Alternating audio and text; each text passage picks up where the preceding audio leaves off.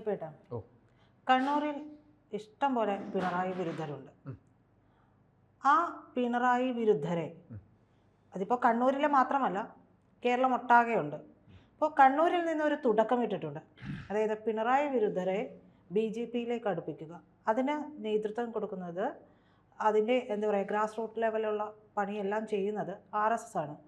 അപ്പോൾ അതിൻ്റെ നീക്കങ്ങളുമായി ബന്ധപ്പെട്ടുള്ള വാർത്തകൾ ഇപ്പോൾ വന്നു തുടങ്ങിയിട്ടുണ്ട്. എന്താണ് അവിടെ നടക്കുന്നത്? പ്രജിത, അത് ഈ പിണറായി വിരുദ്ധരെന്നല്ല, CPM-നകത്ത് CPM-ൻ്റെ ഇന്നത്തെ വഴിവഴച്ച പോക്കിൽ അസ്വസ്ഥരായിട്ടുള്ള യഥാർത്ഥ CPM-കാരൊക്കെ തന്നെയും CPM-ൽ നിന്ന് മാറി നിൽക്കാൻ, ഇടതുപക്ഷത്ത് നിന്ന് മാറി നിൽക്കാൻ അവർ ആഗ്രഹിക്കുന്നുണ്ട്. ഇടതുപക്ഷത്തു നിന്നല്ല, CPM എന്ന് മാറി നിൽക്കാൻ.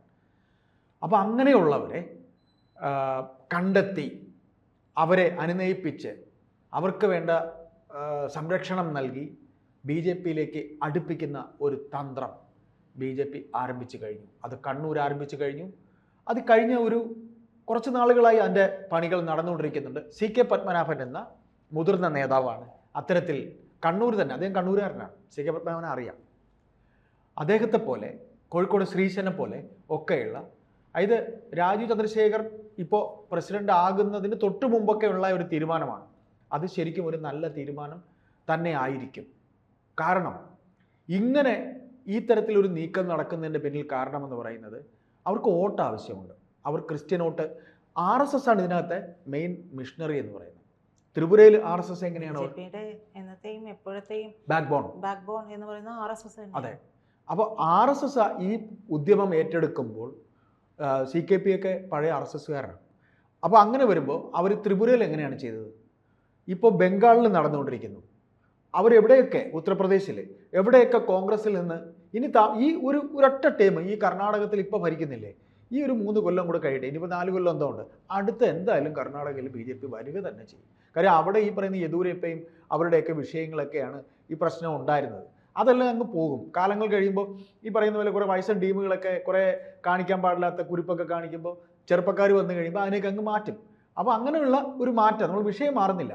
അപ്പോൾ അങ്ങനെ കണ്ണൂർ സഖാക്കളെ കണ്ടു കഴിഞ്ഞു, CKP കണ്ടു കഴിഞ്ഞു, അവരോട് സംസാരിച്ചു കഴിഞ്ഞു. അങ്ങനെ അസ്വസ്ഥരായിട്ട്, കണ്ണൂരാണ് തുടക്കം, അസ്വസ്ഥരായിട്ട് നിൽക്കുന്ന കുറേ CPM-കാരുണ്ട്, കുറേ പാർട്ടിക്കാരുണ്ട്. അവരെല്ലാം വോട്ട് പിന്നത്തെ കാര്യമാണ്. നമ്മളീ പറയുന്ന പോലെ എത്ര വെട്ടാമരണ, എത്ര ഒരു മനുഷ്യൻ, ഒരുപാട് പരുക്കനായൊരു മനുഷ്യനെയും സ്നേഹം കൊണ്ട് നമുക്ക് മാറ്റിയെടുക്കാൻ പറ്റും. BJP-ക്ക് പിന്നെ RSS-ന് ആ സ്നേഹം നൽകാൻ അവർക്ക് കഴിയും. അതാണ് BJP-യുടെ വിജയം എന്ന് പറയുന്നത്. ഇപ്പോൾ CPM എന്ന് പറയുന്ന പാർട്ടിയുടെ വരട്ട് തത്വവാദം അല്ല. വരട്ട് തത്വവാദവും വൈക്കം മുഹമ്മദ് ബഷീറിൻ്റെ ഭാഷയിൽ വരട്ട് ചൊറി എന്നും പറയും. വരട്ട് ചൊറി പിടിച്ചവരല്ല. അങ്ങനെ ഈ വരട്ട് ചൊറിയന്മാരെ കാരണം സഹികെട്ട പാർട്ടി തങ്ങളുടെ മനസ്സിലേറ്റി, പാർട്ടി എന്ന് പറയുമ്പോൾ പ്രായോഗിക രാഷ്ട്രീയത്തിൽ ഇവർ കാണിക്കുന്ന തെണ്ടിത്തരങ്ങളല്ല, ആദർശവും പ്രത്യയശാസ്ത്രവും ഒക്കെ മനസ്സിൽ കണ്ട് EMS എഴുതി വെച്ചതും വായിച്ച്, കാറൽ മാർക്സിൻ്റെ മൂലധനവും വായിച്ച്, കമ്മ്യൂണിസം എന്ന് പറഞ്ഞാൽ ഇങ്ങനെയാണെന്ന് പറഞ്ഞ് തലയിൽ പേർക്കൊണ്ടിടുന്ന കുറേ എണ്ണമുണ്ട്. അതിനെയൊക്കെ അവർ തേച്ചൊട്ടിച്ചിരിക്കുക, ലെപ്പം വെച്ച് തേക്കുക എന്നൊക്കെ പറയുന്ന പോലെ. മനസ്സിലായില്ലേ? അവരുടെ ആവശ്യങ്ങൾ നടക്കുക, അവരുടെ കാര്യങ്ങൾ നടക്കുക, അവരുടെ മാമനെയും മച്ചമ്പയും കൊണ്ട് ഉന്നതങ്ങളിൽ ഇരുത്തുക, ഊരാലുകളിന് കുറേ വീതിച്ചു കൊടുക്കുക, അല്ലേ? കണ്ണൂരിൽ നിന്ന് കുറേ സഖാക്കൾ വരിക, അവർക്ക് പോക്കറ്റിലാക്കി കൊടുക്കുക, പെട്രോൾ പമ്പുകൾ അനുവദിക്കുക. പാർട്ടി എന്ന് പറയുന്ന വീതം വയ്ക്കലായി.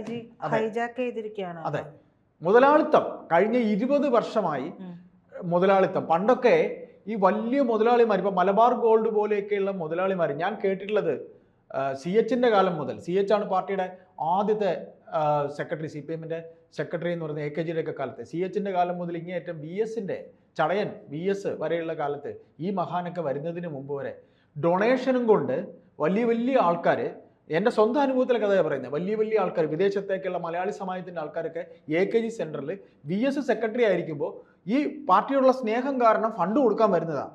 അവരവിടെ ഇരിക്കാൻ പറ, ഞാൻ കമ്മിറ്റി കഴിഞ്ഞിട്ട് വന്ന് വാങ്ങിക്കോളാം, വേറെ ആളെ വിട്ട് വാങ്ങാം, അങ്ങനെയൊക്കെ VS പറയുള്ളൂ. അല്ലാതെ ഈ തങ്ങളിൽക്കാൾ വലിയ ആൾക്കാരെ പോയി ചങ്ങാത്തം കൂടാറില്ല. ഇപ്പം അങ്ങനെയല്ല. ലുലു മുതലാളിയാണ് കമ്പനി, മലബാർ ഗോൾഡാണ് കമ്പനി, അല്ലേ? വമ്പൻ ടീമുകൾ. VKC അങ്ങേരിപ്പം MLA ആണ് VKC. അപ്പോൾ ചോദിക്കും CPM എന്ന് പറയുന്ന പാർട്ടിക്ക് എന്താ മിണ്ടിക്കൂടെയെന്ന്.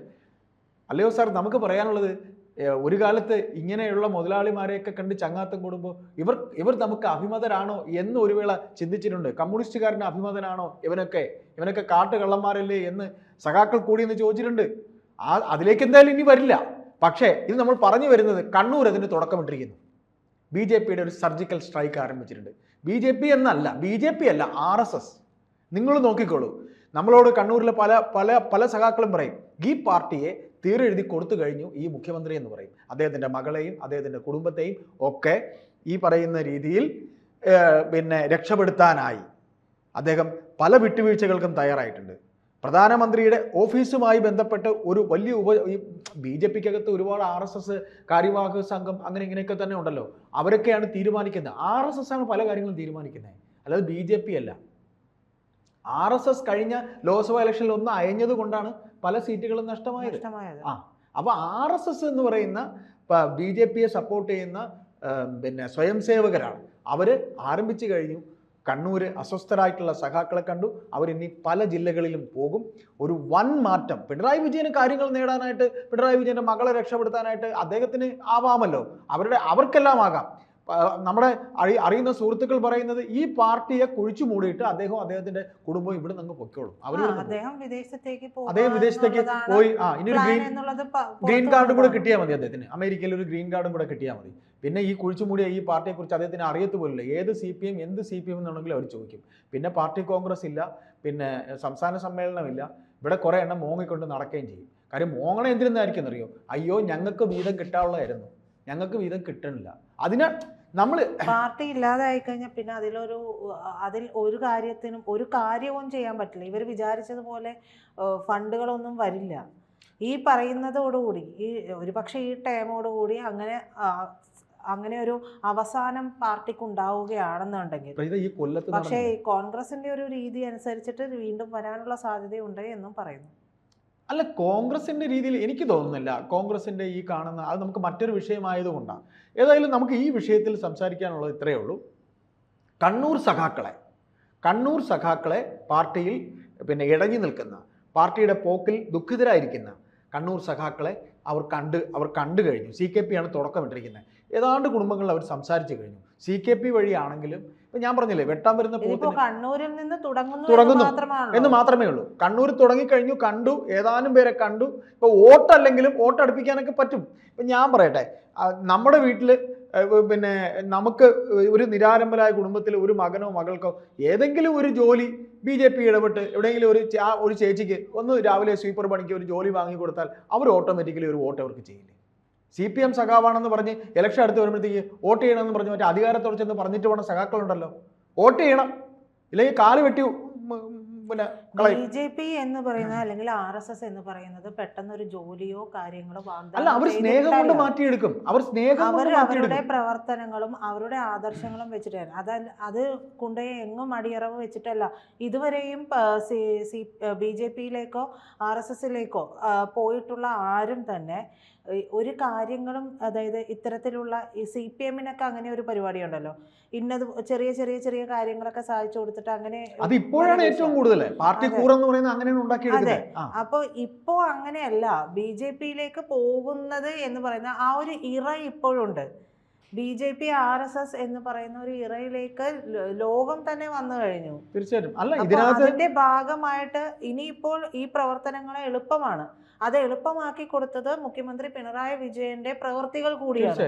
അപ്പോൾ ജനങ്ങളെ വെറുപ്പിക്കുന്ന രീതിയിലുള്ള ഒരു കാര്യങ്ങൾ ഈ പറയുന്ന മുഖ്യമന്ത്രി പിണറായി വിജയന്റെ നേതൃത്വത്തിലുള്ള LDF സർക്കാർ ചെയ്തു വെച്ചത് വഴി RSSന് അവരുടെ തന്ത്രങ്ങൾ മെനയാനുള്ള അവസരം കൂടുതലായി. അതുകൊണ്ട് CKP ഉൾപ്പെടെയുള്ളവർ ചേർന്ന് നടത്തുന്ന RSSന്റെ ഈ ഒരു ബുദ്ധിയെ അത് കേരളം ഒട്ടാകെ വ്യാപിപ്പിക്കാൻ അധികം താമസിക്കുകയുമില്ല, അധികം ബുദ്ധിമുട്ടേണ്ടി. ഈ 2026 ഇലക്ഷനിൽ ഇപ്പൊ നമുക്ക് ഇത്രയും പറയാനുള്ളൂ. ലോകസഭയിൽ സുരേഷ് ഗോപി ജയിക്കുമെന്ന് ഇവിടെ ആരെങ്കിലും ഒക്കെ കരുതിയിരുന്നു. സുരേഷ് ഗോപി പോട്ടെ, ലോകസഭയിലെ ജയം കൂടാതെ ലോകസഭയിലെ 11 നിയമസഭാ മണ്ഡലങ്ങൾ വരെ 15 നിയമസഭാ മണ്ഡലങ്ങളിൽ വരെ നേടിയല്ലോ. 15 നിയമസഭാ മണ്ഡലങ്ങളിൽ വരെ ലീഡ് നേടിയല്ലോ. 2ാം സ്ഥാനത്തെത്തിയല്ലോ. 1ാം സ്ഥാനത്തെത്തിയിട്ടുണ്ട്. അപ്പോൾ ഇതിൽ ഒന്ന് മാത്രമേ ഉള്ളൂ, നാം പറയുന്നത് സർജിക്കൽ സ്ട്രൈക്ക്, BJPയുടെ സർജിക്കൽ സ്ട്രൈക്ക് ആരംഭിച്ചിട്ടുണ്ട്. കണ്ണൂർ തുടങ്ങി. അതിപ്പോൾ നമ്മൾ ഒരു മാസത്തിന് മുമ്പ് ആരംഭിച്ച പ്രക്രിയയാണ്. അത് ഏത് ജില്ലകളിൽ വരെ എത്തിയെന്നില്ല. RSS നിശബ്ദമായിട്ടാണ് കാര്യങ്ങൾ ചെയ്യുന്നത്. നിശബ്ദമാണ് ചെയ്യുന്നത്, അറിയത്തു പോലുമില്ല. അതെ, അലറി വിളിച്ച് ചെയ്യുന്ന കാര്യങ്ങളൊന്നും RSSനില്ല. RSSന്റെ രീതി അതല്ല. അതെ, അവര് നിശബ്ദം അതിനുള്ള നീക്കുപോക്കുകൾ ആരംഭിച്ചിട്ടുണ്ട്.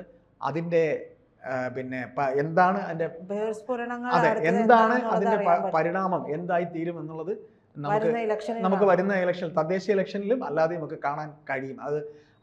അതൊരു നല്ലതാവട്ടെ, അങ്ങനെ നല്ല മാറ്റമാവട്ടെ എന്ന് നമുക്ക് കരുതാം.